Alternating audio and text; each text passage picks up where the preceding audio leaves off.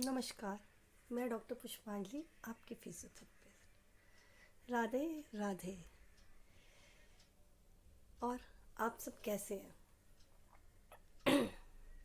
कभी कभी क्या होता है ना कि ज़िंदगी में वो चीज़ें हो जाती है जो हम कभी सोचते नहीं हैं। जैसे कि जो सोचा है वो होता नहीं, और जो नहीं सोचा है वही हो जाता है। इसलिए मैं कहती हूँ कि सोचना नहीं चाहिए। ज़्यादा सोचने से क्या होता है ना, चीज़ें ख़राब हो जाती है। और हम जितना ज़्यादा सोचते हैं उतना ज़्यादा ही परेशान रहते हैं। आज मैं बस आप लोगों से ये बात करना चाहती हूँ कि औरत का जीवन औरत का जीवन जो होता है ना, वो आसान नहीं होता। शायद ये कोई भी मर्द नहीं समझता कि औरत का जीवन आसान नहीं होता। औरतों को बहुत सारी चीज़ों से लड़ना पड़ता है, और दूसरों को समझते समझते उनका सारा जीवन चला जाता है। जब वो अपने आप को समझना शुरू करती हैं, तब तक उनकी ज़िंदगी के इतने सारे हिस्से चले जाते हैं कि वो समझ ही नहीं पाती है कि वो क्या समझे। फिर उन्हें लगता है कि बस इतना ही हमारा जीवन था और इसी में हमें जीना है। औरत अगर देखा जाए तो जब से पैदा होती है तब से लेकर जीवन काल तक वो हर एक रिश्ते को ऐसे निभाती है जैसे कि उस रिश्ते में ही उसका पूरा जीवन है, और उस पूरे जीवन में ही उस रिश्ता है। तो फिर आप कह सकते हो कि औरत का जीवन जो होता है ना, वो रिश्ते ही होते हैं, क्योंकि बिना रिश्तों के कोई औरत संभव ही नहीं है। बिना रिश्तों के तो वो संभव ही नहीं है, क्योंकि पैदा होते ही तो सबसे पहले ये होता है कि घर में लड़की हुई है। आज लड़कियों को अच्छा माना जाता है, पर पहले नहीं माना जाता था। पहले ये होता था कि लड़की हुई है तो कोई बात नहीं, अगला लड़का हो जाएगा। पर क्या समाज के लिए सिर्फ लड़के ही ज़रूरी हैं? लड़कियां नहीं ज़रूरी हैं, सभी ज़रूरी हैं। पर अब समाज काफ़ी बदल गया है, पर अगर देखा जाए तो गांव वगैरह में आज भी समाज नहीं बदला है। मैं जब दूसरी बार प्रेग्नेंट थी तो मुझे बेटी हुई। मैंने कभी प्रेगनेंसी में नहीं सोचा कि मुझे बेटी होगी या बेटा, क्योंकि मैं बिल्कुल नहीं चाहती थी कि मेरे बच्चे पे ये असर पड़े कि मेरी माँ ये सोच रही है कि मुझे बेटा हो। पर सच बताऊँ, मुझे बेटी ही चाहिए थी, और मेरे हस्बैंड को भी। तो मुझे बेटी ही हुई, और हम लोग उतने ही खुश थे जितने कि हम बेटे होने पर भी होते। पहली बेटी हुई थी हमारी, हम उस समय भी खुश था। और बेटी होने से पहले मैंने अपने घर में सभी लोगों को यही बोला था कि बेटी हो चाहे बेटा हो, उसका वेलकम हमें बराबर ही करना है, और उसी तरह से मिठाइयाँ बांटना जैसे हमारी पहली बेटी के होने पे बांटा था। और एक किस्सा मैं आपको सुनाना चाहूँगी कि जब मेरी बेटी हुई तो मेरे हस्बैंड ने पूरे हॉस्पिटल में मिठाइयाँ बांटी। तो डॉक्टर के पास गए तो डॉक्टर ने पूछा, अरे बेटा हुआ है क्या? तो हस्बैंड ने कहा, नहीं बेटी हुई है। तो डॉक्टर ने भी यही बोला कि बहुत अच्छा, अगर आपको बेटी हुई है तो अच्छा है, क्योंकि बेटे किसी काम के नहीं है। मेरे भी दो बेटे हैं और बहुत नालायक हैं। ऐसा तो उन्होंने मजाक में कहा था, पर कभी कभी मजाक में लोग सच बोल देते हैं। तो बेटे और बेटी मायने नहीं रखते जीवन में, मायने रखता है आपको क्या चाहिए और आप किस में खुश हैं। मैं यहाँ बेटी या बेटे की बात नहीं कर रही हूँ, मैं एक औरत के जीवन की बात कर रही हूँ।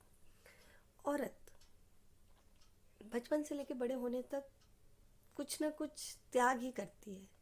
और आप भी सोचिए कि औरत की जब शादी होती है, चाहे उसके मनपसंद की हो चाहे बिना मनपसंद की, पर उस औरत का पूरा जीवन 2-4 ब्रीफकेसों में सिमट के उसके साथ उसके ससुराल आ जाता है। इससे ज़्यादा वो कुछ नहीं ले आती। लाती है तो बस यादें, और वो यादें उसके जीवन भर की पूंजी होती है। जो हम शादी की शॉपिंग करते हैं 6 महीने साल भर लग के, वो हम औरतों को फुसलाने के लिए होता है। वही हमारी पूंजी होती है, वही हमारा सब कुछ होता है, वही हम लेके चले आते शांति से। हाय, मेरे माँ बाप ने हमारे ऊपर कितना खर्चा किया है, कितनी पूंजी इकट्ठा करके कितनी चीज़ें दी हमें। पर सच में हमें यही चाहिए होता है? वो तो फॉर द टाइम बीइंग होता है, लेकिन जब हम ससुराल आ जाते हैं तो हम सबसे ज़्यादा किसको मिस करते हैं? अपने पेरेंट्स को, अपने भाई बहन को, अपने रिश्तेदारों को। चलो कुछ दिन बाद ससुराल आकर भी एडजस्ट हो जाती है लेडीज़, पर उसके बाद क्या होता है? धीरे धीरे धीरे धीरे आप फैमिली में रमते जाते हैं, कुछ ना कुछ त्याग करते जाते हैं और कुछ ना कुछ देते जाते हैं। पर आपको क्या मिलता है बदले में? पति से 2-4 गहने, 2-4 कपड़े, थोड़ा सा पॉकेट मनी। ये यही सच है। हाँ, लेकिन हमारा काम है घर को बनाना। हम औरतों को बनाने के लिए बनाया गया है, इसलिए हम अपने घर को बिगड़ने से रोकते हैं, और अगर रोकते रोकते हम हमारा समय कब निकल जाता है हमें पता नहीं चलता। साथ ही साथ बच्चे भी होते जाते हैं, साथ ही साथ घर भी देखना होता है, साथ ही साथ सब कुछ करना होता है। और जब हम कुछ करना चाहते हैं तो वहाँ रोकने वाले बहुत सारे लोग होते हैं। हाय, छोटा बच्चा है, कैसे करेगी, बच्चे को कौन देखेगा, हाय घर छोड़कर बच्चों को अकेले चली गई। तो इन सारी दुविधाओं के बीच में हम फिर भी अपने काम करते हैं। क्यों? क्योंकि हमें पता है हम अपने बच्चों से बहुत प्यार करते हैं और हम अपने बच्चों को कभी नहीं छोड़ेंगे। बस समझ लो कि लोग आपको जज करना शुरू कर देते हैं, पर कोई बात नहीं, तब भी हम कहते हैं कोई बात नहीं, कोई बात नहीं, कोई बात नहीं। क्यों? क्योंकि कोई बात होती ही नहीं है। लाइफ बस आपकी ऐसी ही है। औरत सिर्फ और सिर्फ दूसरों के लिए ही बनाया है भगवान ने। हमें घर देखना है, बच्चे देखने हैं, सब करना है, पर हमें कोई नहीं समझता। अगर आप लोग भी मेरी बात से सहमत हैं तो प्लीज़ ज़रूर शेयर करके बताइएगा और अपनी स्टोरी भी मुझसे शेयर करिएगा, क्योंकि मेरी स्टोरी तो यही है कि मैं डॉक्टर होते हुए भी किसी की सहायता के बिना ही अपना जीवन अकेले बच्चों को पालते हुए ही काट रही हूँ। क्यों? क्योंकि अगर मैं बीमार हो जाऊँ तो मुझे फिर भी अपने बच्चों को खुद ही देखना पड़ता है, क्योंकि हमारे इर्द गिर्द कोई ऐसा रिलेटिव भी नहीं है कि हमें आकर हेल्प करे और हमें देखे। तो और मेरे हस्बैंड का काम ऐसा है कि वो भी घर पर रहकर मेरी हेल्प नहीं कर सकते। मैं ये नहीं कहूँगी वो करते नहीं हैं, करते हैं, बहुत करते हैं, पर डॉक्टर वो भी हैं, इसलिए उसके नाते वो हमारी हेल्प नहीं कर पाते हैं।